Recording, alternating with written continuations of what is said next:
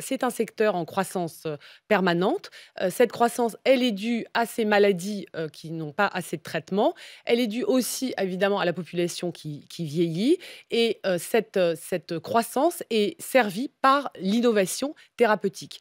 Donc, il faut trouver des nouveaux traitements pour ces maladies. Et pour cela, aujourd'hui, ce sont en particulier les petites sociétés, les biotechnologies, les biopharma qui servent cette innovation, puisqu'il est compté que plus de 70% des médicaments innovants vendus par la grosse pharma, comme on dit, sont issus des petites sociétés de biotechnologie. Parce Donc, qu'il y a 20 ans, on disait 45% et c'est passé à 70%. 70%. Elles augmentent leur part. Donc, elles augmentent parce que la pharma a besoin d'innovation, les besoins augmentant, mais aussi parce que ces médicaments innovants, leur valeur est liée à des brevets.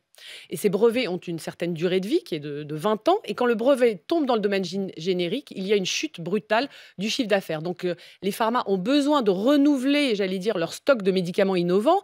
Et il est estimé que d'ici 2030, il y aura 300 milliards de chutes de chiffre d'affaires des pharmas par le manque de nouveaux brevets. Les groupes pharmaceutiques, ils ont justement une puissance de frappe financière pour en trouver d'autres, pour faire des acquisitions, n'est-ce pas? Oui, tout à fait. Donc, c'est la combinaison de ce besoin que les pharmas doivent combler avec effectivement leur puissance économique qui est aujourd'hui estimée juste sur les 15 premières grandes pharmas à 700 milliards, donc pour racheter des sociétés que justement les fonds comme le nôtre, Géito, financent.